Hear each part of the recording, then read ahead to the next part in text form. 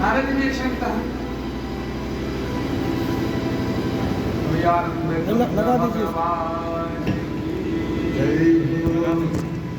नारद जी ने देखा में सबकी बुद्धि भ्रष्ट हो गई, इस कलिकाल में सबकी बुद्धि भ्रष्ट हो गई।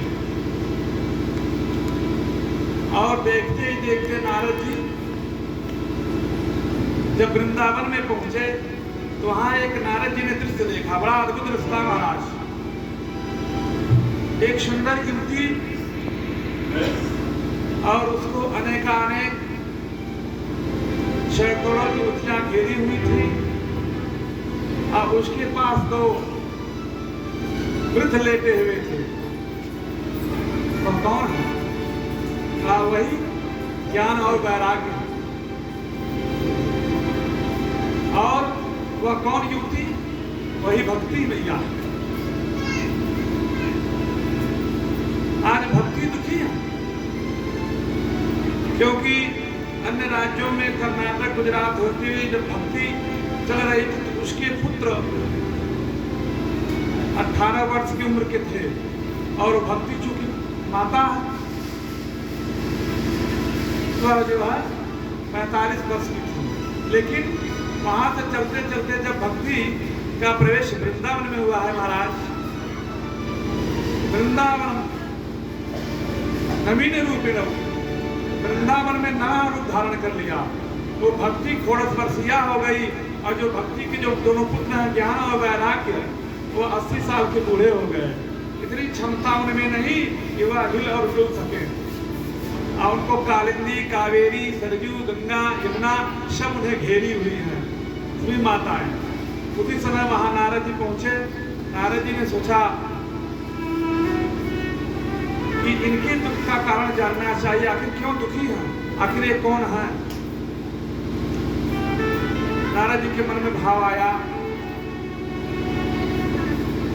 कि ऐसा न हो कहीं हम इनके मध्य में जाएं तो सोचे हेलो भाई कि देखिए बाबा का अपनी उम्र का लिहाज नहीं कर रहे हैं, यहाँ औरतों का समूह है तो उसी में घुसे चले जा रहे हैं। तो नारद जी लोक लाज के भय से वहां गए नहीं। लेकिन वहां भक्ति मैया ने कहा है, जब नारद जी को देखा, हो साधो क्षणं तिष्ठ चिंतामपि नाशयः दर्शनं तव लोकस्य सर्वपापहरं परम। भोगो साधो क्षण तिष्ठ, हे साधु हे महात्मा जरा रुक जाइए। अरे आप तो बड़े देदीप्य और तेजस्वी महात्मा लगते हो, हमारे दुखों का निवारण आपके पास जरूर हो। जब इतना कहा भक्ति मैया तब नारद जी वहां गए। वहां जाने के बाद अच्छे पूछा, कहा मैं भक्ति देवी कि मेरे दोनों पुत्र। उल्टा हो गया महाराज का। क्यों? क्या दोनों जो मेरे पुत्र हैं ज्ञान वैराग्य, अन्य राज्यों में इनकी युवावस्था थी लेकिन वृंदावन में प्रवेश करते ही इनकी वृद्धावस्था हो गई, मेरी युवावस्था हो गई महाराज। अब ये बेहोश हो गए हैं। काल योगे न जर्जरो, काल की ऐसी गति है कि वृद्ध हो गए, न हिल पा रहे न डुल पा रहे हैं। नारद जी ने कहा ठीक है। नारद जी ने वेद पुराण शास्त्रों के श्लोक सुनाए, गीता पाठे मुहु मुहु, गीता का पाठ सुनाया बारंबार, लेकिन आंख खोलते लेकिन फिर भी चेतना नहीं आती, फिर वैसे बेसिक हो जाती। नारद जी परेशान। नारद जी कहा क्या करें हम? तब नारद जी के उपाय सुझा। आकाशवाणी वहां हुई कि मनोरथ करो, सत्कर्म करो, आपका कार्य अवश्य पूर्ण होगा। नारद जी ने सोचा, अब नारद जी को ज्ञात नहीं था कौन सा सत्कर्म हम करें कि इनकी दशा, इनकी स्थिति को हम दूर कर सकें। उसी के खोज में नारद जी वहां से निकले।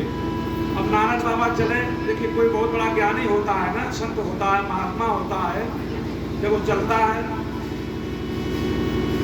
किसी छोटे व्यक्ति से या जो पहुंचा हुआ संत है, महात्मा है, किसी छोटे महात्मा के पास पहुंचेगा, कोई प्रश्न करेगा तो छोटा महात्मा सावधान हो जाएंगे।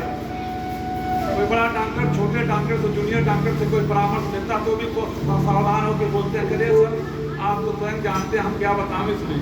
तो महाराज जब वहाँ पहुँचे बड़े बड़े संतों ऋषियों के पास, तो कोई मौन आचरण कर लिया, मौनम आचरण।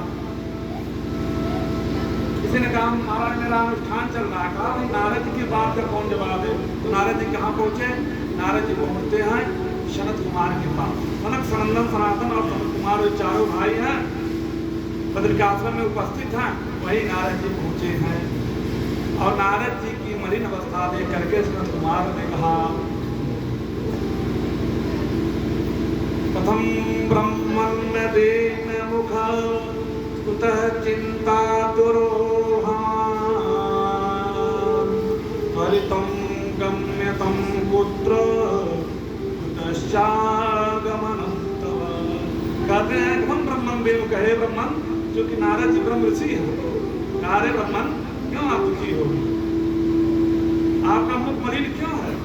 तब वहाँ नारद जी सारे उपाख्यान को होता है कि महाराज घूमते घूमते तब यहाँ धराधाम पृथ्वी पे गया तो यहाँ देखा कि कलयुग के प्रभाव से लोगों की मन स्थिति बड़ी विकृत हो गई महाराज।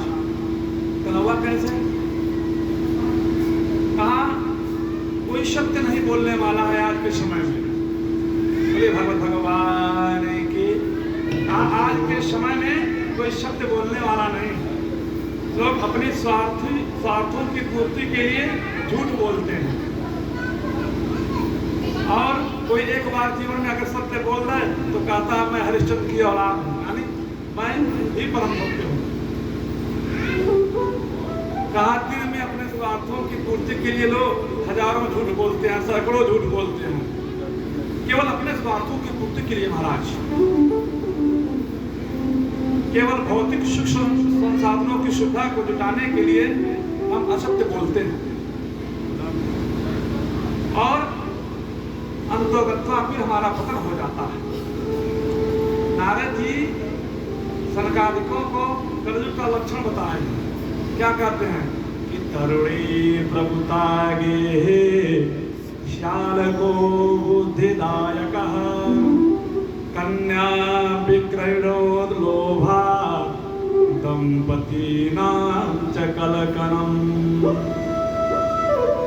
कलयुग की विशेष महत्ता है महाराज, तरुणी प्रभुता के आज माँ बाप से कोई सलाह परामर्श राय लेने वाला नहीं, आप तरुणियों का चलावा चला है, कलयुग का लक्षण। पहले लोग माता पिता से बिना पूछे कोई कार्य नहीं करते, बिना माता पिता के चरणों का आशीर्वाद लिए कोई कार्य नहीं करते, तो वह कार्य अवश्य पूर्ण भी होता था। और उस कार्य में आनंद की प्राप्ति महाराज, जिस कार्य में हमारे अपने बड़े माता पिता का आशीर्वाद हो, बड़े बुजुर्गों का आशीर्वाद हो, वह कार्य क्यों नहीं पूर्ण होगा। जिसके वहां पितर प्रसन्न हो, पितर लोग खुश हो, तृप्त हो, कोई ऐसी संसार की कामना नहीं है जो पूर्ण नहीं हो सकती। इसलिए कहा गया कि मातृ देवो भव पितृ देवो भव। कहा महाराज कलयुग का लक्षण यही, अपने घर घर जाकर के देखे, तरुणी प्रभुता गए, कोई माता पिता सलाह नहीं लेता, सलाह किससे लिया जाता है, श्याल को बुद्धिदायक है, साले साहब से। का सलाह किसे दिया जाता है, का साले साहब से। अच्छा कहा सलाह लेने में कोई हर्ज नहीं है, सलाह लो भैया, लेकिन सलाह लेने के बाद तो घर में शांति का वातावरण होना चाहिए, फिर भी शांति नहीं है। लोभा दंपति नाम से कलकनम, लालच मोह क्रोध लोभ के वशीभूत होकर के पति पत्नी में भी झगड़ा विवाद हो रहा है, ये कलयुग का लक्षण है। कहा कन्याएं आज बेची जा रही हैं, कन्या विक्रयो कन्याओं को लोग बेच रहे हैं, और लोग इतने काम क्रोध लोभ मोह में इतने विवश हो गए हैं कि महाराज फिर कोई मार्ग दिखाई नहीं देता। सूत जी कहते हैं कि देखिए अगर साले साहब बुद्धिमान हो, उनसे राय लेने में भी कोई बुराई नहीं, उनसे राय लीजिए, उन्नति होगी। लेकिन यहाँ प्रश्न उठता है कि राय लेने के बाद और करोड़ियों का चलावा चलने के बाद भी घर में शांति नहीं है। शांति कैसे हो सकती है जहाँ माता पिता न खुश हों, बड़े बुजुर्ग न खुश हों, उस घर में शांति भला कैसे आ सकती है। नित्यं वृद्धोऽपि सेविनः चत्वारि तस्य वर्धन्ते आयुर्विद्या यशो बलम्। हमारे साथ कहते हैं नित्य प्रतिदिन माता पिता वृद्ध की सेवा करने से 4 चीजें बढ़ती हैं, आयु, विद्या, यश और बल। हमारे वृंदावन में एक कहावत भी है। क्या कहावत है? कि दीवार बिगाड़े आरो और घर बिगाड़ा सारो। घर में बहुत ज्यादा अलमारियां बनवाओगे, हर कमरे में हर दीवार में अलमारी बनवाओगे तो दीवार कमजोर हो जाएगी। सही भी है। आज के समाज को देखते हुए जो भागवत में जो लिखी गई हैं व्यास जी त्रिकालदर्शी हैं। वो पहले कलयुग के तमाम चीजों को देख करके उसमें द्वापर का अंत चल रहा था और कलयुग के लक्षणों को उन्होंने देख करके लिख दिया कि कलयुग में ऐसी ऐसी घटनाएं घटेंगी। आज भागवत पर रिसर्च चल रहे हैं। हमारे वहाँ तो चल ही रहे हैं, हमारे वहाँ ज्यादा विदेशों में चल रहे हैं कि पहले से बातें लिख दी गई। घर में बहुत ज्यादा अलमारी बनाओगे तो दीवार कमजोर हो जाएगी। ज्यादा अगर अपने से बड़े को लोगों का तिरस्कार कर दिया जाए तो वहाँ फिर कल्याण होने वाला नहीं। कहाँ एक जो कली जो है कलयुग, इसने अधर्म को अपना मित्र बना लिया है। और जब कलयुग और अधर्म दोनों मिल गए तो हमारा पतन को होगा करेगा। इसलिए कहा कि ऐसा जीवन में नहीं होना चाहिए, क्योंकि जीवन का फिर कुछ होने वाला नहीं। सनत कुमारों ने कहा नारद जी से, देखो आपकी बात सत्य है, लेकिन केवल एक ही उपाय है, एक ही सत्कर्म है। जिस सत्कर्म को भक्ति ज्ञान वैराग्य श्रवण कर ले तो ना उनका कल्याण हो जाएगा।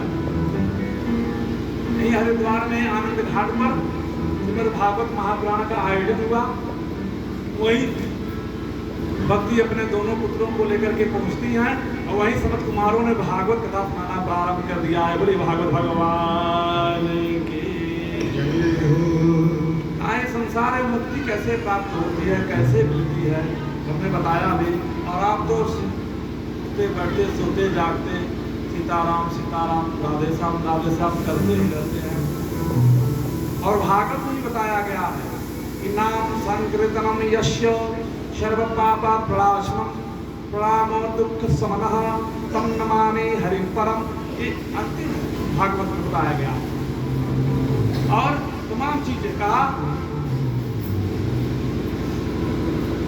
ध्यायते विष्णुः त्रेतायां जग्गितो मखि द्वापरे परिचर्यायां कलो तद हरि कीर्तनाया। कलयुग में भगवान नाम कीर्तन करने से जो सारे फल में प्राप्त होते हैं, अर्थात सतयुग में जो बड़े से बड़े तपस्या करने से जो फल प्राप्त होता है हमें, वही द्वापर में जो बड़े से बड़ा यज्ञ त्रेतायाम यज्ञ तो मखई, त्रेता में बड़े से बड़ा यज्ञ करने से जो फल प्राप्त होता था, और द्वापर में चर्चा करने से प्रचर्चा करने से कई दिनों के अनुष्ठान करने से जो फल हमें प्राप्त होता था, वह कलयुग में केवल भगवान नाम संकीर्तन 2 मिनट कर लीजिए वह फल हमें प्राप्त हो जाएगा।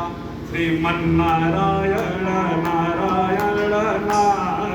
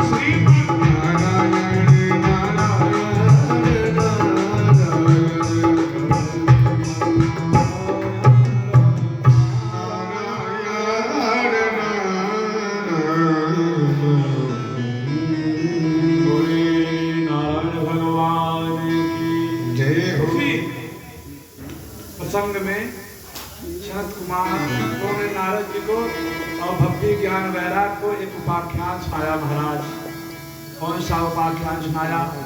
आइए हम सब इस कथा में प्रवेश करते हैं, जो श्रीमद् भागवत महापुराण का प्रमुख महात्मा की कथा।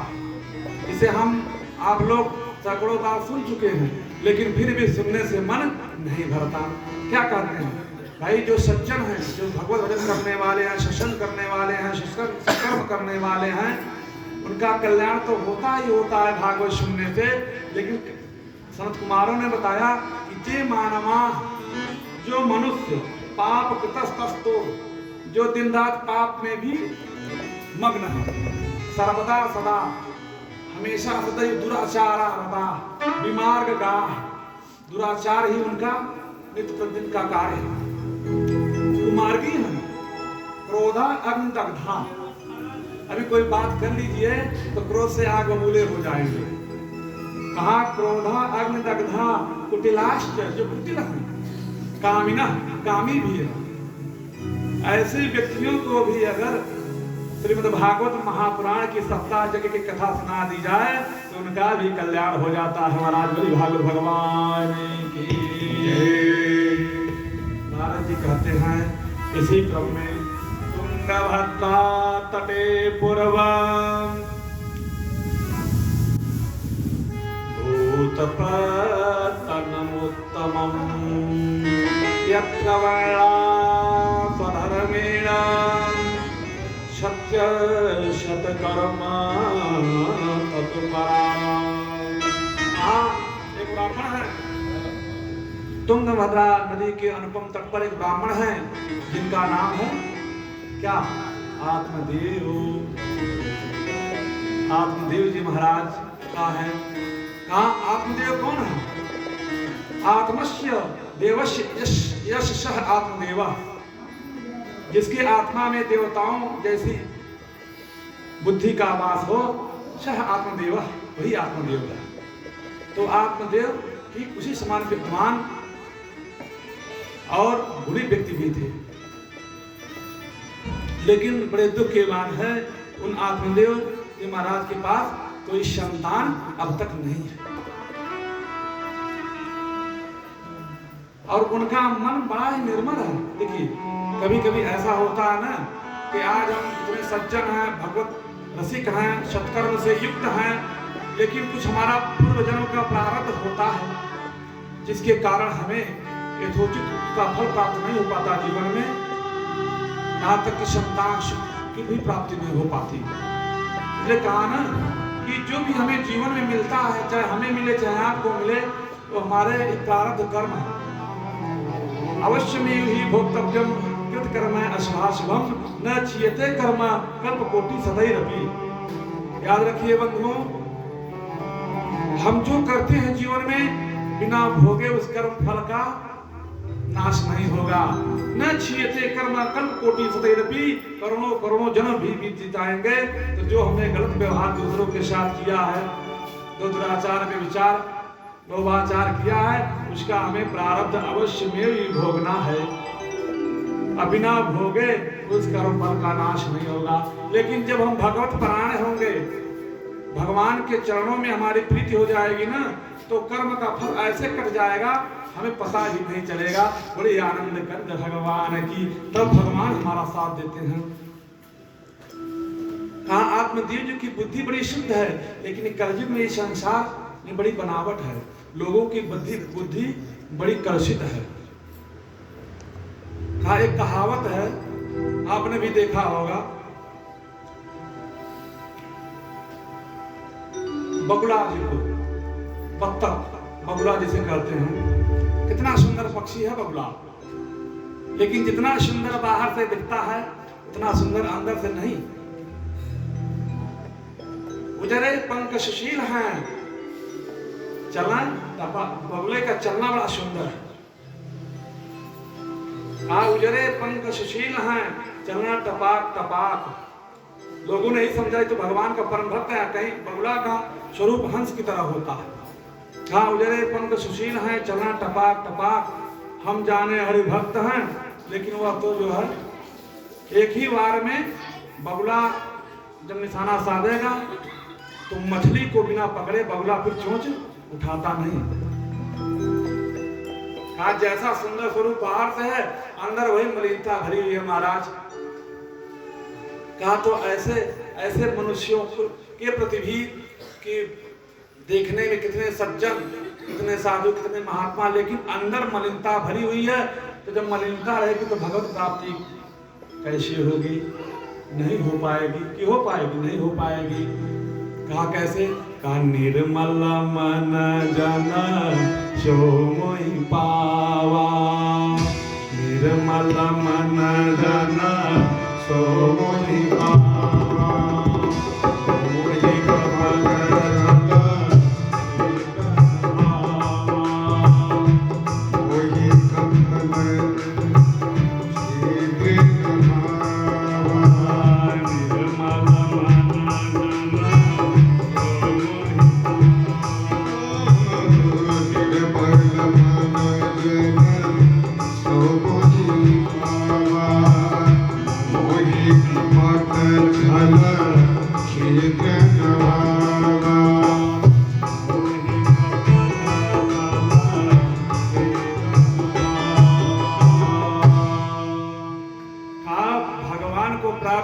के लिए मन का निर्मल होना भी आवश्यक है।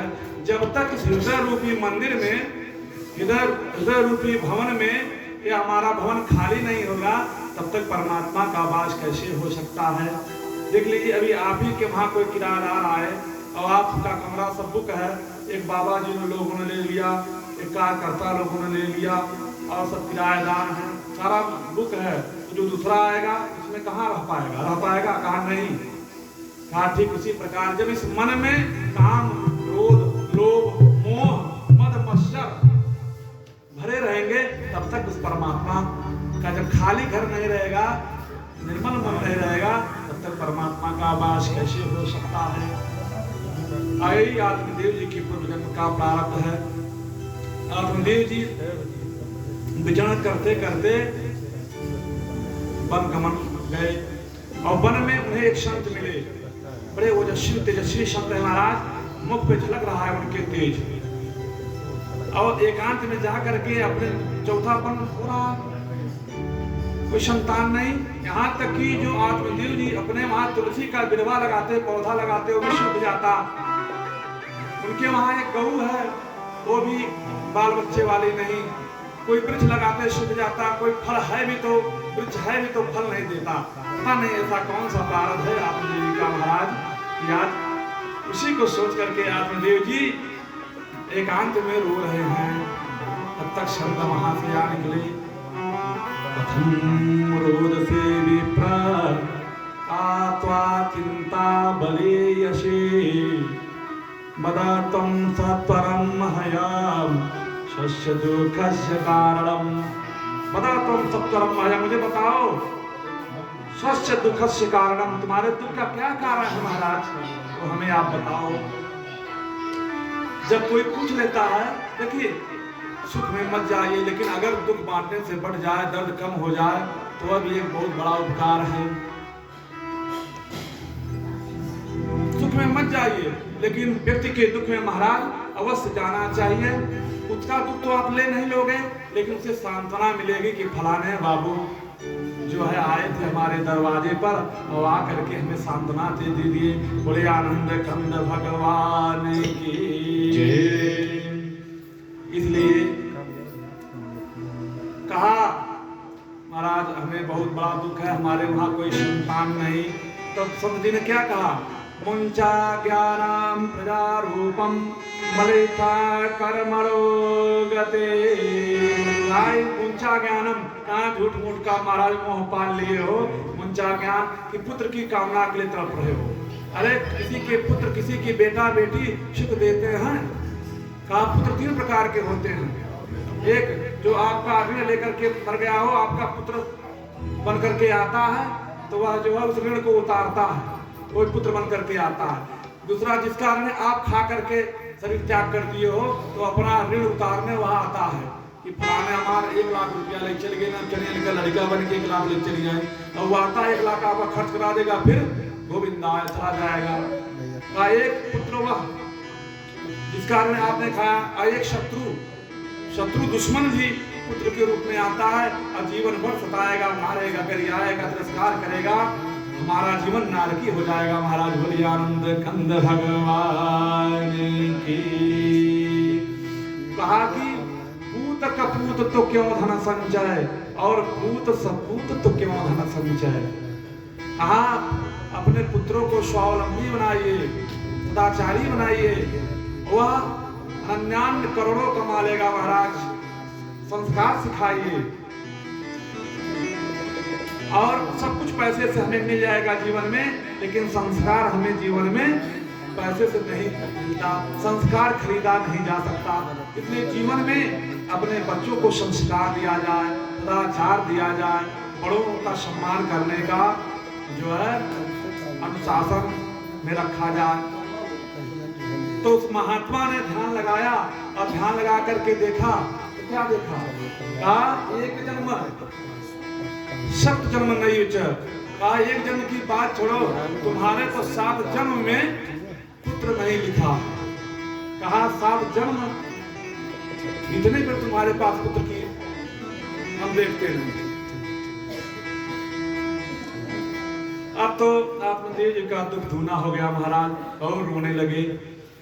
अब पहले तो एक जन्म का दुख था, एक जन्म का दुख सोच करके रो रहे थे। अब जब व्यक्ति को 7 जन्म के अपने दुखों का पता चल जाए कि हमारे 7 जन्म में भी पुत्र नहीं है, आगे आने वाले समय में भी नहीं, तो उनका दुख 7 गुना हो गया। अब तो सर पटक पटक करके रोने लगे और कहा महाराज ने बहुत समझाया। कहा महाराज प्रवचन हम भी कर देंगे, उपदेश हम भी दे देंगे, लेकिन संतान तो संतान है।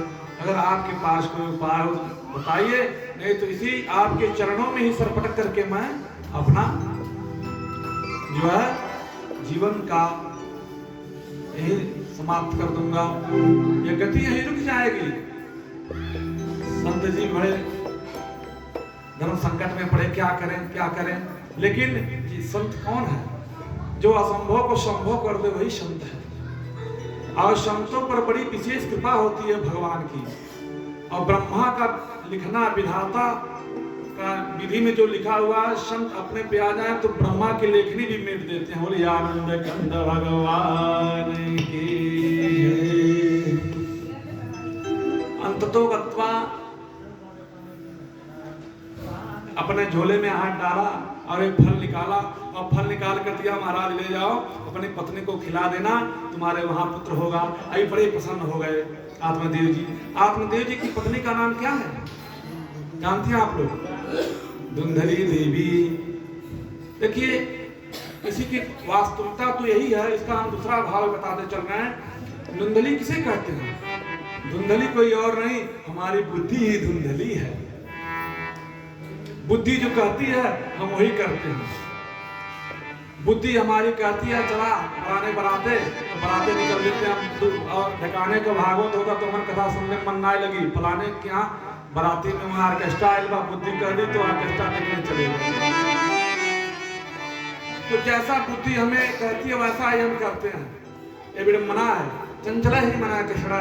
क्योंकि जो हमारी ज्ञान इंद्रियां हैं, 5 और 5 कर्म इंद्रियां हैं, यही तो बंधन में है और इन्हीं की वशीभूत होकर के ये मानव शरीर मन के अधीन होकर के बुद्धि के अनुसार जीवन भर कार्य करता रहता है। हाँ, अनर्गल कार्यों को करता है, सही कार्यों को नहीं करता है। लेकिन जिस कार्यों को करता है उससे उसकी तृप्ति भी तो नहीं हो सकती। उसकी तृप्ति हो जाए तो वह कार्य करना ठीक हो जाए। इसलिए धुंधली जो है हमारी बुद्धि है। खैर कथा के माध्यम से बताया गया कि आत्मदेव जी की पत्नी धुंधली, जिसकी बुद्धि धुंध हो, जो दिखाई न दे सामने का मार्ग, वही धुंधली। तो धुंधली देवी चाहती थी कि हमारे वहां कुछ बेटा बेटी हो, लेकिन जब आत्मदेव जी फल लाए हैं तो उस फल को लेकर के धुंधली कुतर्क योगेन फलम नैव बक्षितम, कुतर्क करने लगी। कहते हैं फल भक्षेण गर्भस्यात्, फल खा लूंगी तो गर्भ हो जाएगा। गर्भेण उदर वृद्धिता, और जब गर्भ हो जाएगा तो पेट हमारा बढ़ जाएगा, और जब पेट बढ़ जाएगा तो हम सुंदर नहीं दिखेंगे महाराज, और जब सुंदर नहीं दिखेंगे और उस नगर में गांव में कहीं डाकू आ जाए और डाका डालना महाराज तो सब तो भाग जाए, हम कैसी भागम। बड़ी आनंद गंध भगवान की उतर के योग है ना फल नहीं वचितम, उतर के योग से फल को खाया नहीं, और उनको उस बुद्धि देने वाली भी बुद्धि नाम की उनकी सहचरी भी। उन्होंने कहा जो उठा परेशान हो, कहा कैसे क्या करें। उसमें उनकी एक बहन आई हुई थी, उसने बुद्धि दिया, कहा देखो हमारे पास पहले से 10 ठो हैं, 11वां का नंबर लगा हुआ है, और हमारे वहाँ गरीबी है, तुम तो संपन्न हो, तुम्हारे पास सब कुछ है, समय से मैं आ जाऊंगी, हमारा पुत्र ले लो, हमें धन दे देना, हमारे स्वामी को तो कहेंगे नहीं। बात बन गई, कहा फल का क्या करें, कहा फल को ले जाओ, तुम्हारे वहाँ बरसों से गैया बधी है, उसकी भी कोई मथुरा बची नहीं, गैया खिला दो, फल का भी परीक्षा हो जाएगा। चंद भगवान की उस फल को गौ को खिला दिया गया, और जब आत्मदेव जी आए का फल खा लिया, कहा हाँ स्वामी फल खा लिया। अब आत्मदेव जी बड़े प्रसन्न कि अब तो जो है फल जब खा लिया तो अवश्य होगा। कालांतर में समय व्यतीत हुआ, और जब थोड़ा समय व्यतीत हो गया, कहा नंदली देवी ने अपने पति से कहा महाराज अब गृह कार्य कथम भवे, घर का कार्य हमसे नहीं होता। कहा तब, कहा अपनी बहन को बुला दूं, यानी ननद को बुला दूं। कहा आपकी बहन ननद तो महाचोटी है महाराज, तो जब हम बिस्तर पे लेटे रहेंगे सारा माल पत्ता लपेट करके 9-11 हो जाएगा, तब विश्वास नहीं तुमको मेरी बहन पे। कहा नहीं। कहा किसे बुलाऊं, बात तो ये दूसरे से। कहा किसको, कहा मेरी बहन को बुला दो। बड़ी आनंद कंद भगवान उनकी बहन को बुला दिया। आई समय से वही जो है पुत्र पैदा हुआ, और कुछ ही समय के अंतराल पे गैया ने एक सुंदर बछड़े को जन्म दिया। पतला नहीं, वह शरीर मानव का शरीर था, केवल उस मानव शरीर में उनके जो कान है केवल गौ के समान है, बाकी सारा शरीर क्यों हो संत का प्रसाद है। गोकर्णो महाज्ञानी धुंधकारी महाकलह। अब जब पुत्र हुआ, उन्होंने कह दिया कि हमारे वहां पुत्र हुआ। आत्मदेव जी बड़े प्रसन्न हुए, बड़ा दान पुण्य सत्कर्म किए। कहा कि हमारा नाम आत्मदेव, इनका नाम रख देंगे हम परमात्मा देव। कहना पिताजी कि लड़का का नाम हमारे नाम पर है, इनका आत्मदेव हमारा आत्मदेव परमात्मा। धुंधली देवी ने कहा ए स्वामी जहाँ कहाँ रुकी जाइए आप, 9 महीना हम ढोए, सारा क्या तपस्या हम किए, आपके नाम पर पुत्र का नाम पड़ेगा। कहा तब क्या चाहती हो, कहा हमारा नाम धुंधली, इनका नाम धुंधकारी रही। बड़ी आनंद गंध भगवान की का तुम्हें पड़वा रहा देवी जी का कर्मी। इसी बात पे उपाख्यान आ रहा है ध्यान। कहा धुंधली क्या है, बुद्धि दूषित है और ठीक अपने पति के विपरीत चलने वाली। वास्तव में पति ही परमेश्वर होते हैं, जो अपने पति के विपरीत भी चलता है उसका भी पतन का मार्ग खुला होता है। एक ब्राह्मण और एक ब्राह्मणी एक दंपत्ति हैं, दोनों का जीवन ठीक ठाक चल रहा है, लेकिन एक ही कमी है, मानती हैं सेवा बहुत करती हैं अपने पति का, लेकिन वो केवल अपनी मर्जी चलाना चाहती, जैसे धुंधली यहाँ चला रही है। कहा अपनी मर्जी चलाना चाहती। कहा कैसे, कहा अगर पति देवता कोनो बात कहे या कहते हैं तो ठीक उसका विपरीत करती हैं वह। यानी पितृपक्ष का समय आ रहा है, स्वामी चाह रहे हैं कि हमारे दादा बाबा का श्राद्ध हो जाए, तिथि पर दर्शनी पांचनी ब्राह्मण भोजन करना, लेकिन अभी पत्नी से कहेंगे तू तमाम काट छाट करके नहीं करेगी, तो आए तो कैसे बात बनाकर कह रहे हैं अपने पत्नी से, सुनती हो। कहा हाँ, कल फलाने मिले थे, पितृपक्ष आने वाला है और द्वितीया तिथि है, परसों लग जाएगा, नरसों द्वितीया है। कहा तब हाँ फलाने बाबू मिले थे, कह रहे थे काहे बाबा घूम के सबका नौतो खवा के अपनों की यहाँ खिएगा।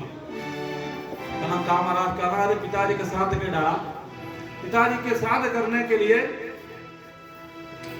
कह रहे थे, हमने कहा है ताम झाम मत पालिए, छोड़िए, उल्टा बोले, ध्यान दीजिएगा, हम उल्टा बोले। कहा बहुत ताम झाम पालने की जरूरत नहीं, हमने मना कर दिया उनको। तब यह कहे अरे काहे मना कर दिया, करना हमें है, भोजन हमें बनाना है, खिलाना हमें, आप काहे को परेशान हो रहे हैं, हम जरूर करेंगे। अभी चाहते ही थे, मन में लड्डू फूट रहे हैं कि वाह धन्य है परमात्मा, हे भागवत भगवान, हमारी भी मनोकामना पूर्ण हुई। आज हमारे पुत्र लोग श्राद्ध का भोजन ब्राह्मणों को कराएंगे। भोजन बढ़िया बना, लेकिन पत्नी सपने कहते हैं देखो भोजन तो कराना, लेकिन दक्षिणा बहुत हिसाब से देना, ज्यादा दक्षिणा बाबा लोगों को मत देना।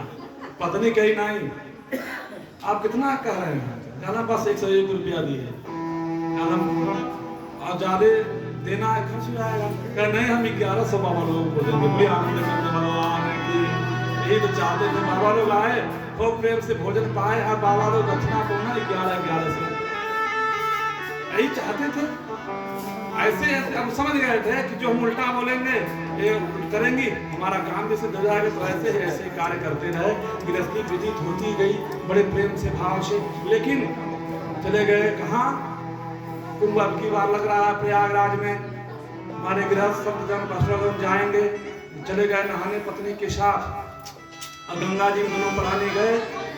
और जब गंगा जी में दोनों प्राणी गए तो केवल गंगा जी में है सत्य कैसे निकले, मुख से निकल गया, अरे उल्टा नहीं सीधा निकल गया। अरे देखे गहरे न जाए, बहुत ज्यादा पानी में देखे न जाए, लेकिन अब सीधा निकल गया मुंह से।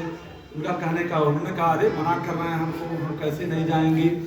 चली गई थोड़ा सा, और जहाँ पानी नियंत्रण से बाहर था वहाँ चली गई, और जब डुबकी लगाई तो गोविंदाय नमो नमः, गंगा मैया में विलीन हो गई। बड़े आनंद करते भगवान की जो सीताराम, हर गुण गावत करना। क्या करें, विद्वान थे, अपने आप को संभाल लिए, रोए गाए। कहा जैसी भी थी हमारी धर्मपत्नी थी, लेकिन इनमें केवल एक ही कमी थी, हमारी बातों को जो हम कहते थे कि ना पूरब चला, कहीं नहीं पश्चिम के रास्ते से हम वहाँ पहुँचेंगे, जो है खजांची चौराहा।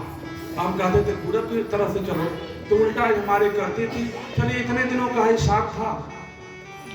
बुद्धिजीवी वर्ग गता सोन गता सोच नान सोचन पंडिता, जो चला जा रहा है और जो जा रहा है और जो आ रहा है, उस विषय में सोच करके जो विद्वान पुरुष हैं शोक नहीं करते।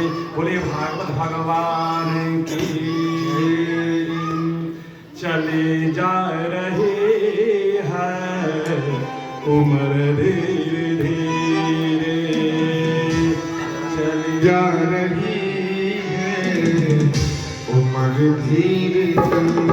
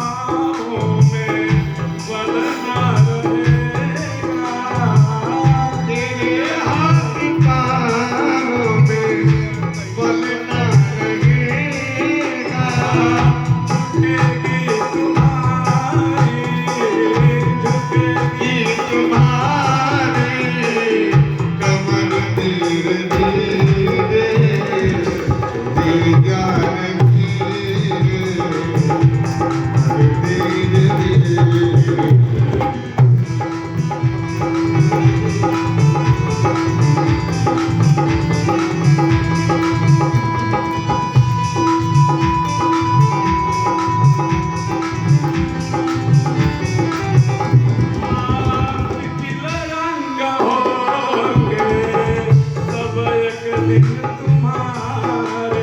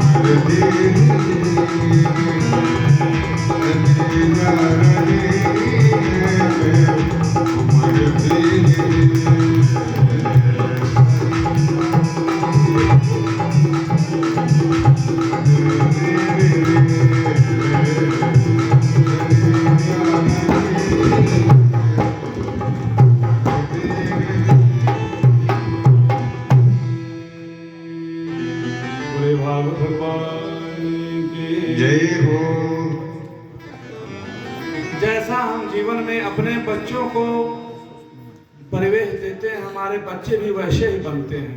बच्चों का हृदय तो कोमल है, कागज का कोरा है। जो माता पिता ने बड़ों में लिख दिया, जैसा समावेश मिला, जैसी स्थिति परिस्थिति मिली, बच्चे उसी के अनुसार ढल गए। धुंधकारी पैदा हुआ, और जब धुंधकारी किसी को मारता, गाली देता, पीटता, झूठ बोलता, तो माँ को बहुत आनंद आता। बच्चों की प्रथम पाठशाला माता ही होती। जब कहीं से शिकायत आता तो अपने बच्चों का शिकायत नहीं लेती, उल्टा ही लड़ बैठती, झगड़ बैठती। बच्चे का मन बढ़ते बढ़ते चला गया। महाराज जुआरी, शराबी, दुराचारी, अधर्मी, संसार के कोई भी पाप नहीं है जो धुंधकारी आज तक कर रहा हो। शराब पी रहा है, मदिरा पान कर रहा है, जुआ खेल रहा है, माता पिता को गाली भी दे रहा है। वहीं गोकर्ण जी जो हुए, वह आत्मदेव जी प्रथम शिक्षा उन्हें दिए और फिर उच्च शिक्षा प्राप्त करने के लिए चले गए काशी। इधर धुंधकारी का पापाचार अनाचार बढ़ता गया। अंततोगत्वा अब बच्चा मारने लगा, पीटने लगा, माँ बाप दोनों परेशान, लेकिन सोच रहे हैं कि बच्चा ही तो मार रहा है। कहते हैं ना कि अपने से दुनिया हारल। कोई संसार में हमारे माथे कोई हमें दाग लगाने वाला नहीं, लेकिन अपने हमारे बच्चे ही माता पिता को जो है कष्ट देने लगते हैं। तो बड़ी पीड़ा होती है कि जिसके लिए हमने जीवन भर सब कुछ अपना समर्पित कर दिया महाराज, सब कुछ दे दिया, तन मन धन समय जीवन पूंजी सब लगा दिया, लेकिन आज यही बच्चा जो है गाली दे रहा है। अंततो गत्वा वहां से आत्मदेव जी आए। और आत्मदेव जी जब आए तो आत्मदेव जी तो वहां गोकर्ण जी आए। गोकर्ण जी विद्या ग्रहण करके आए तो शिक्षा दी अपने। धन्य है गोकर्ण जी। आज एक पुत्र एक पिता को शिक्षा दे रहा है। कह रहे पिताजी कहाँ लगे हो, अभी आपने चेता नहीं, आखिर हाय पुत्र उसी के बीच में हो, आपका समय तो चला जा रहा है। गोकर्ण जी ने बड़ा सुंदर समझाया, कहा देस्ते मानसरुधेरे भीमतिम त्यजान्तं जायाशता दिश सदा ममतां विमोचा पश्यानिदं जगदिदं क्षणभंगनिष्ठा वैराग्यरागरसिको भवभक्तिनिष्ठा। अरे पिताजी देह मांस रुधिर, इस शरीर में मांस रुधिर पीप मज्जा भरा हुआ है। विमतिम त्यजम तुम, अभी आपका जो मन लगा हुआ है इसका त्याग कर दीजिए, क्योंकि जिस पत्नी के लिए जिस पुत्र के लिए सदा आपने मोह ममता रखा वही आपको तिरस्कार कर रहा है। आपका पश्चानिसम जगदिदम, पश्चिमान देखना इस संसार को देखो, ये क्षण भंगुर है, नाशवान है, यहाँ फिर समय मिलने वाला नहीं। इसलिए जाया ममता विमुंच, ये जाया पत्नी पुत्र पुत्री के ममता छोड़िए और इस संसार को देखिए लक्षण जा रहा है। और वैराग्य राग रस को भाव भक्ति निष्ठा, भक्ति भाव रख करके अब तो वैराग्य धारण कर लीजिए। धन्य है गोकर्ण जी, उन्होंने बहुत सुंदर समझाया है।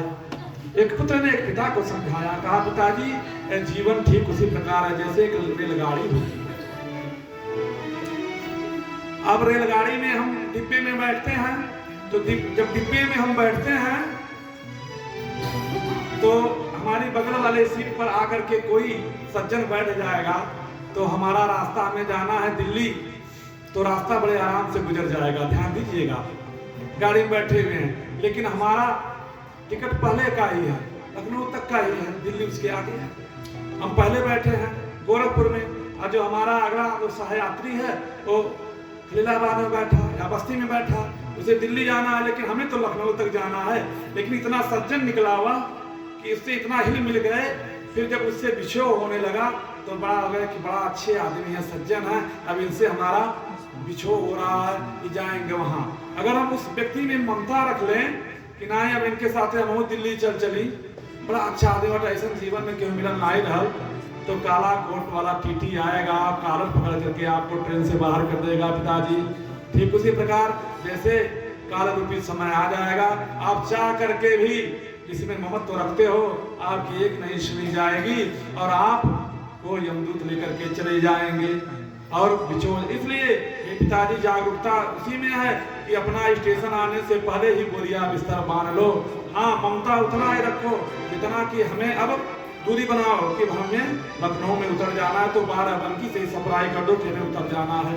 अपना बोरिया बिस्तर संभाल करके यानी सजग हो जाओ, जागरूक हो जाओ, धर्म सत्कर्म कर लो और फिर अगले स्टेशन पर उतर जाओ, वहाँ उस ममता का त्याग कर दो। नहीं तो उसके साथ हम जा तो सकते नहीं, क्योंकि हठात हमें यम के दूत वहाँ से उठा लेंगे।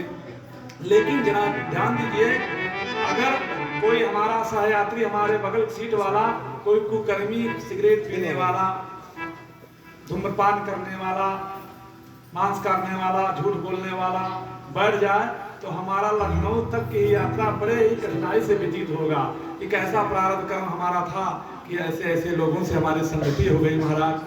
तो वह भी जो समय है ठीक उसी प्रकार अगर सज्जन पुत्र मिल जाए तो जीवन हमारा जीवन रूपी जो यात्रा है, जो रेलगाड़ी रूपी यात्रा है, सहज भाव से कट जाता है महाराज। लेकिन अगर कुपुत्र मिल जाए तो वही यात्रा हमारा रोते गाते हुए ही कटता है। बोलिए आनंद कंद भगवान की। इतना बढ़िया समझाए गोकर्ण जी।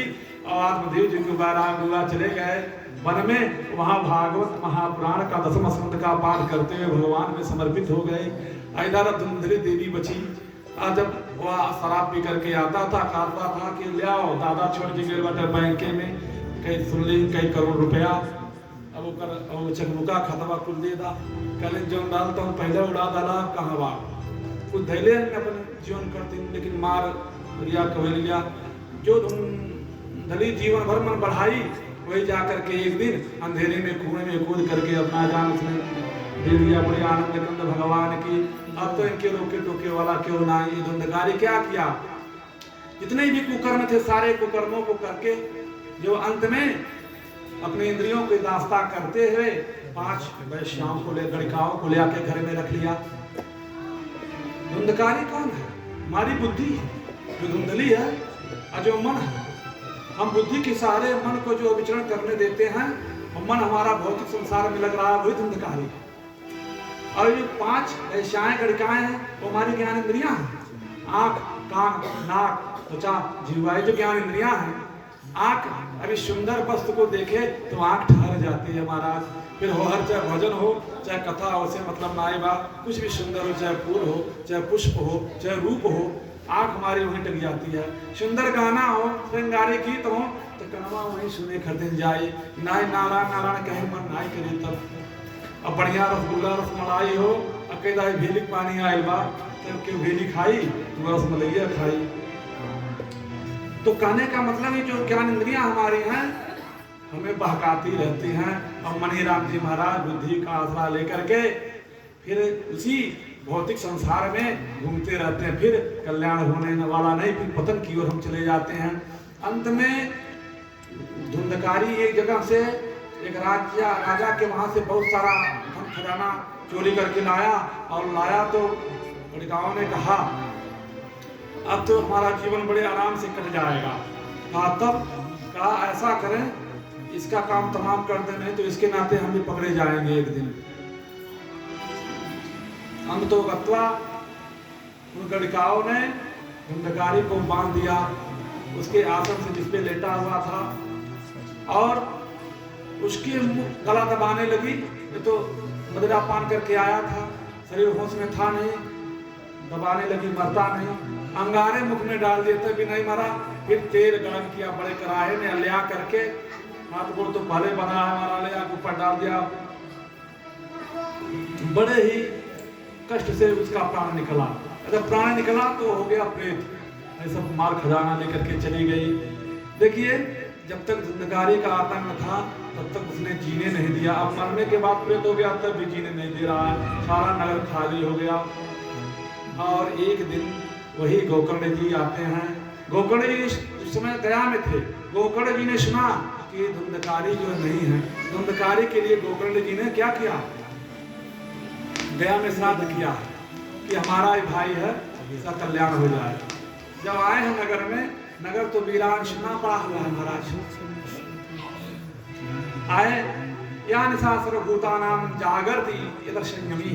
देखिए जब रात्रि की वेला होती है ना, तो जो संयमी पुरुष होते हैं, जितने पुरुष होते हैं, एकांत रहता, कोई शोर शराबा नहीं, वह जागरण करते हैं। लेकिन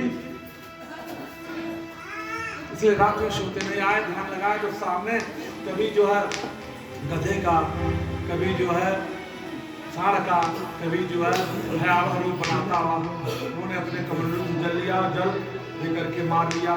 तो जब जल देकर के मारा तब उसमें बोलने की शक्ति आ गई धुंधकारी को। कहा कौन हो तुम? तब कहता अहम भ्राता तुदीयो धुंधकारी ते नामतः स्वकीयमेव दोषेण ब्रह्मस्त्वं नाधृतं मया। कहा मैं आपका भाई धुंधकारी हूँ, अपने कुकर्मों के कारण आज मेरा ब्रह्मत्व नष्ट हो गया, मैं प्रेत हो गया। कहा महाराज, कहा रे तुम्हारे लिए तो मैंने गया में श्राद्ध किया। धुंधकारी ने कहा एके ना सतैयपि, कहा एक नहीं 100 श्राद्ध गया में करो फिर भी हमारा कल्याण नहीं होगा। कहा कौन? ना कोई दूसरा उपाय करो। तब गोकर्ण जी जब सुबह हुआ सूर्य नारायण जी मान हुए, तब गोकर्ण जी ने मंत्र के प्रभाव से सूर्य नारायण को स्थिर कर दिया और वहीं पूछा क्या शंकर हम ऐसा करें कि धुंधकारी जैसे प्रेत का कल्याण हो जाए। तब उन्होंने कहा श्रीमद् भागवतान मुक्ति सप्ता यज्ञ कलो कहा श्रीमद् भागवत महाप्राण की सप्ताह कथा करवाओ और धुंधकारी की इसी से मुक्ति होगी। अंत जी गोकर्ण जी बात में बैठ गया, सारे नगर के लोग भी बैठे। जब जाने गए कि गोकर्ण जी आए हुए, सब सारे लोग आ गए और धुंधकारी भी आया है वहाँ, लेकिन धुंधकारी वायु रूप में था तो बैठ नहीं पाया। कथा चलने लगी, धुंधकारी अपना स्थान खोजने लगा, स्थान नहीं पाया तो देखा एक बांस वहाँ जैसे पड़ा हुआ था। उसी बांस में गांठ के बीच में जगह होती है, सुराख होते हैं, उसी में जाके बैठ गया। वहाँ न हवा लगे न ब्यार। एक दिन की कथा संपन्न हुई तो एक गांठ उसमें से फूटा है महाराज। 2 दिन की कथा हुई 2 गांठ, 3 दिन की हुई 3 गांठ, इसी प्रकार 7 दिन की कथा हुई तो 7 गांठ फूट गए। बोले भागवत भगवान की अंतो गत्वा धुंधकारी के लिए भगवान के पार्षदों के द्वारा भगवान के धाम से दिव्य विमान आया है और धुंधकारी का स्वरूप भगवान के स्वरूप जैसा हो गया है। धन्य है भगवान की भगवती कृपा। गोकर्ण जी भी धन्य हो गया भगवान की पार्षदों का दर्शन करके। धुंधकारी भी कहा आप जैसा भाई सबको मिले, कि हमने जीवन में इतना कुकर्म किया कि आप जैसा भाई सबको प्राप्त हो। उन्होंने कहा कि देखो ठीक है हम आपकी बात मानते हैं, लेकिन एक प्रश्न है। सारे नगर के लोगों ने पूछा एक प्रश्न है। कहा क्या? कहा बताइए सारे नगर के लोग कथा सुनने बैठे थे, आप भी कथा सुनने बैठे हैं, लेकिन आप एक ही जगह पर बैठे हुए हैं। हम रही और महुआ कहे कि आप एकदम ताकत आती, हम आपके ताकत आती, एक एक बतिया हमारा सुनता नहीं, हम आपको सुनता नहीं। लेकिन यहाँ जो सामने लोग बैठे हैं उनके घरों में जाता था, घरों में से बारों में होता था। जो सुनने का असली फला आपके मिली कि सबके मिली? जे जाई उठ देखिए मिली। ठीक वही हाल था। कहा जो नगर के लोग हैं, जो गांव के लोग हैं, उनके मन में कथा सुनने बैठना है, सोचना कि गैया खेले नाई बा, भैंसिया लगौले टाइम हो गई और अभी घास काटने का समय हो गया। कुछ बुढ़िया माई लोग बैठी हैं, कह रहे हैं कि सास अभी हमारी नई नई हमारी बहू आई है, उसको दाल चावल नाप के देती हैं, सोच रहे हैं कहीं ज़्यादा हल्दी डाल दी तो भोजन खराब हो जाएगा, कहीं आज अपने मन के कुछ बना दे तब ना अच्छा लगी। तो कहा कि सुनने में भेद है। कहने का हमारा अभिप्राय है कि सुनने में भेद है। कहा धुंधकारी 7 दिन बैठ करके कथा सुना एक ही आसन पे, इसलिए उसके लिए विमान आया। तो दोबारा से श्रीमद्भागवत महापुराण की कथा हुई है और दोबारा सारे नगर के लोग धन्य हैं। कथा सुनते कहते ही रोमांच आ जाता, धन्य है उस नगर के लोग। जैसे गोकर्ण जी जैसा उन्हें संत मिल गया। संशय से अंत संत, और सारे नगर के लोग सुने, एक भाव से सुने, तन मन से सुने, और सबके लिए बाद में विमान आया। बोले आनंद कंद भगवान की। और सभी लोग पुनरपि जन्मम पुनरपि मरणम पुनरपि जननी जठरे शरणम, आवागमन के चक्र से मुक्त हो गए। बोले भागवत भगवान की। इस प्रकार से यही कथा शनकादि सुना रहे हैं भक्ति ज्ञान वैराग्य को। अब वहाँ 7 दिन की भी वहाँ भागवत कथा संपन्न होती है, और वहाँ जब संपन्न हुई तो जो भक्ति के जो दोनों पुत्र हैं ज्ञान और वैराग्य, महाराज वो युवा हो गए, वो 18 साल के हो गए, और भक्ति मैया 36 साल की हो गई, जो पुत्र उनकी भागवत कथा सुन करके। तो वहाँ बाद में लोग कीर्तन कर रहे हैं। कौन कौन वहाँ आ गए? वहाँ प्रकट हो गए। प्रहलाद तालधारी तरल गतितया चबुद्धो कंशकारी, वीणाधारी सुरर्षि स्वर कुशलतया राग करतार्जुनो, इंद्रो वादे मृदंग जय जय शुक्रा कीर्तने ते कुमारा, यत्राग्रे भावभक्ता सरसमया व्यास पुत्रो बभूव, व्यास पुत्रो बभूव। वहाँ आ गए प्रहलाद जी ताल बजाने लगे, और देवर्षि नारद जी भी आ गए, वो बीड़ा बजाने लगे, और वहाँ अर्जुन प्रकट हो गए, मृदंग बजाने लगे, और इंद्र भी प्रकट हो गए। और शुकदेव जी का धन्य है, शुकदेव जी जिन्होंने, और सनकादि कुमार भी जो है कीर्तन करने लगे। धन्य है व्यास जी के पुत्र शुकदेव जी, उनके चरणों में बारंबार प्रणाम है। बोले आनंद कंद भगवान की। बोली भागवत भगवान की जय। तुमने आंगन नहीं बुहारा कैसे आएंगे भगवान, कैसे आएंगे भगवान। तुमने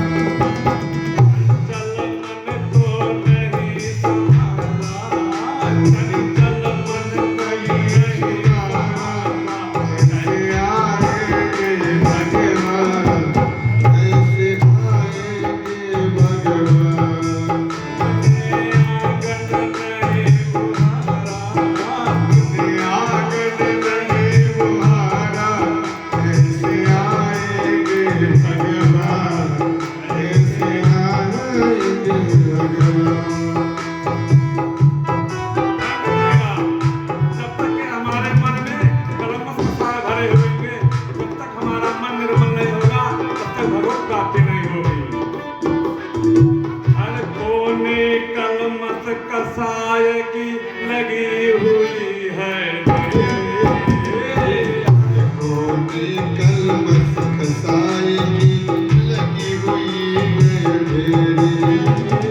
हर कोने कलमस कसाय की लगी हुई है हर कोने कलमस कसाय की लगी हुई है मेरी।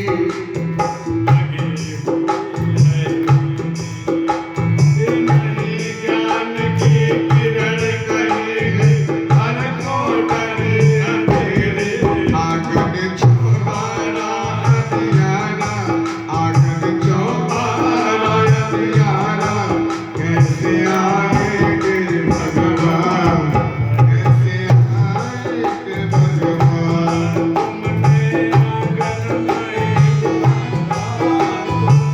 आंगन नहीं बुहारा कैसे आएंगे भगवान, कैसे आएंगे भगवान।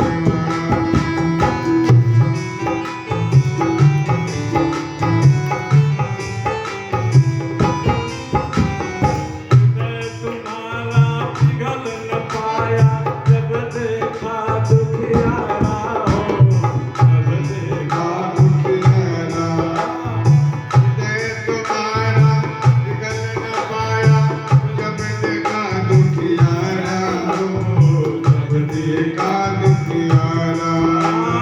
हृदय तुम्हारा पिघल न पाया जब देखा दुखियारा हो, जब देखा दुखियारा। हृदय तुम्हारा पिघल न पाया जब देखा दुखियारा हो, जब देखा दुखियारा। किसी पंथ बोले थे हमसे माया नहीं सहारा हो, सुखी है करुणा के धारा, करुणा की धारा, सुखी है करुणा की धारा, कैसे आएंगे भगवान, कैसे आएंगे भगवान।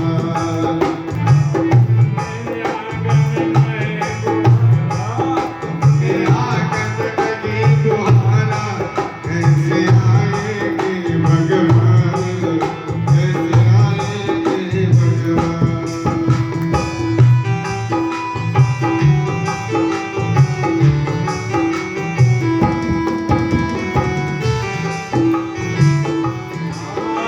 अंतर के पट खोल देख लो ईश्वर पास मिलेगा हो, ईश्वर पास मिलेगा। अंदर के पट खोल देख लो ईश्वर पास मिलेगा, ओ ईश्वर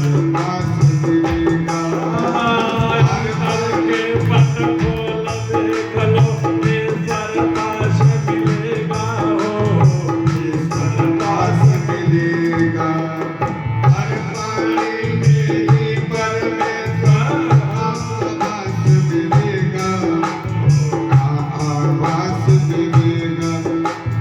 सच्चे मन से नहीं पुकारा, सच्चे मन से नहीं पुकारा, कैसे आएंगे भगवान, कैसे आएंगे भगवान। आनंद लगे बुहारा, चल मन को नहीं संभाला, कैसे आएंगे भगवान, कैसे आएंगे भगवान।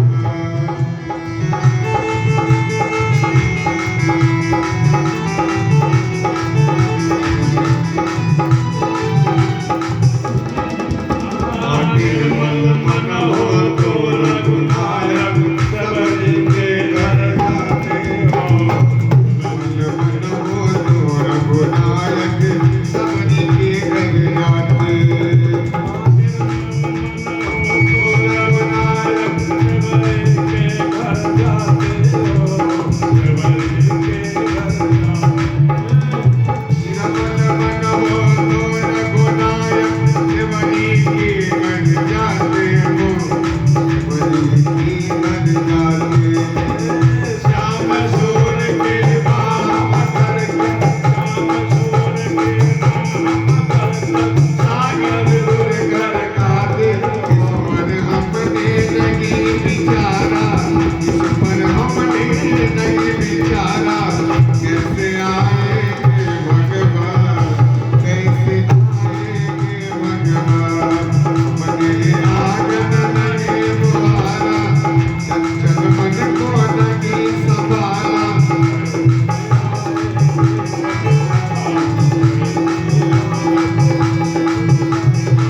कैसे आएंगे भगवान, कैसे आएंगे भगवान। बोलिए भागवत भगवान की। देखिए ऐसा समागम, ऐसा दिव्य सत्कर्म और सत्संग जीवन में फिर मिले या ना मिले, लेकिन श्रीमद् भागवत महापुराण का जो दिव्य सत्संग चल रहा है, जो भक्ति ज्ञान वैराग्य रूपी जो त्रिवेणी बह रही है। महाराज, हम प्रयागराज गंगा जी में जाते हैं, संगम में स्नान करते हैं। वहाँ गंगा जमुना सरस्वती का संगम है और हम अपने तन के मैल को दूर करते हैं। लेकिन यहाँ आपके वहाँ आपके घर भक्ति ज्ञान वैराग्य रूपी त्रिवेणी रूपी संगम, दिव्य कथा रूपी संगम बह रहा है। यहाँ तन मन और इस संगम से तन और मन और धन तीनों पवित्र हो जाते हैं। बड़े भागवत भगवान की। गंगा जी में जाएंगे तो केवल तन साफ होगा, लेकिन अंदर का मन नहीं धुलेगा। लेकिन भागवत सुनेंगे तो तन और मन और धन तीनों महाराज पवित्र हो जाएगा। बड़ी आनंद कंद भगवान की। बाकी ये सब दुनिया का माया है। माया का मतलब क्या है? माया भगवान की जो चेरी है ना, बड़ी बलवती है। माँ माने जो या माने न हो, जो न हो वह हमें दिखा देना, वही है माया, वही माया का स्वरूप है। ये जो संसार आप देख रहे हैं, संसरत इति संसार, एक एक पल अभी हम अपने हाथों में एक मुट्ठा बालू भर लें, आपको मुट्ठी दबावें उसको पकड़ पाएंगे। यहाँ से जगह बना करके बालू सड़क जाएगा। उसी प्रकार यह संसार सड़क रहा है, हर पल प्रतिपल हर मिनट हर घंटे सड़क रहा है, फिर जीवन में वापस आना नहीं है। अभी आपने जो कथा का श्रवण किया, ये भागवत के महात्म की कथा है। भागवत की महिमा क्या है आपने देखा। जो सज्जन है, जो भक्तजन है, जो भगवान के प्रिय हैं, उनका कल्याण तो तय है।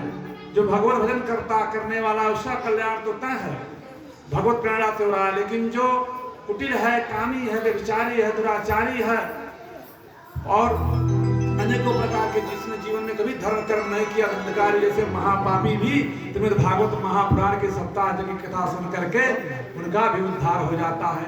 हम समझ रहे हैं पंच केवलात फैलावता, कि वो पीठ सोच करता। तो देखिए दवा का मतलब है, दवा उतना दिया जाए, डॉक्टर लोग भी कहते हैं कि दवा उतना दीजिए जितना जो है दवा हानि न करे, इसलिए वो डोज में देते हैं।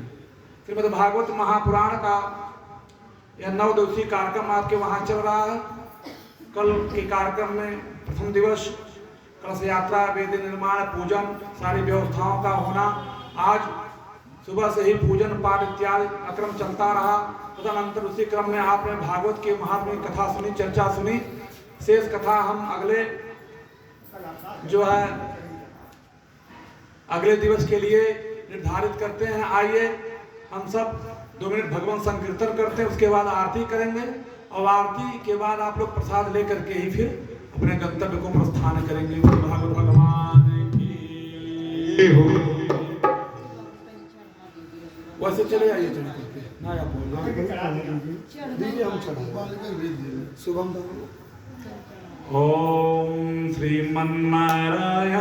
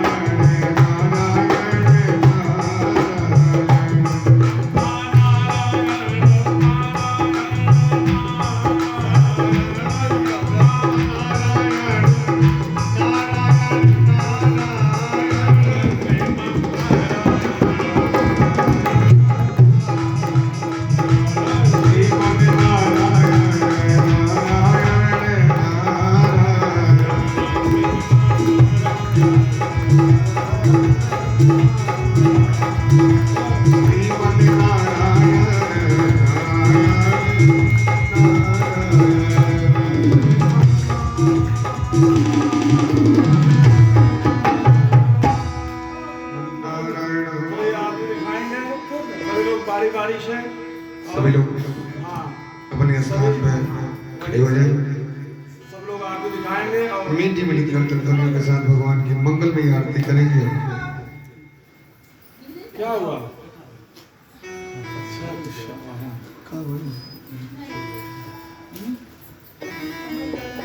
मन में बसा कर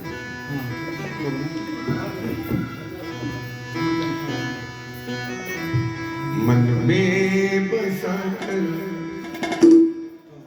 शंख मार दीजिए।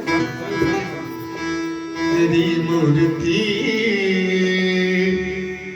उतारो हे प्रभु जी तेरी आरती में बसा कर तेरी मूर्ति उतारो हे प्रभु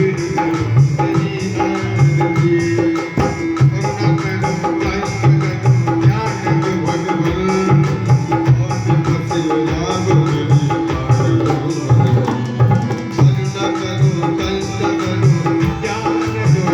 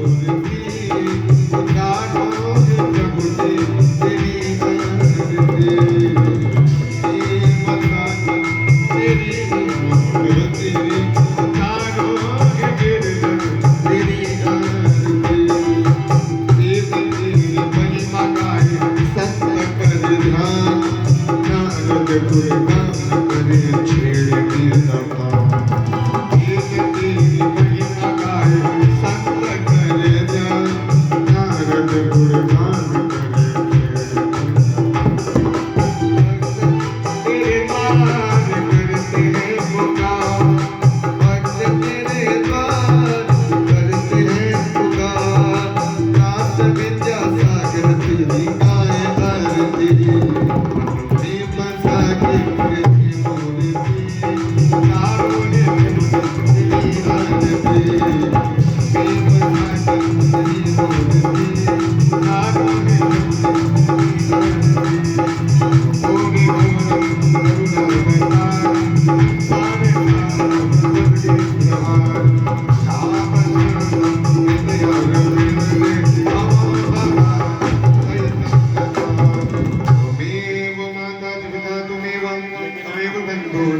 सारे तुम्हें विद्या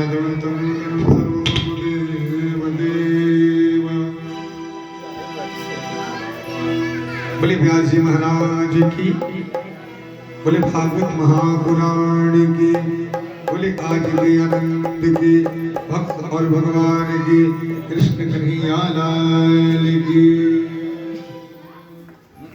गुरुदेव लोग निकले गुरुदेव पानी वहाँ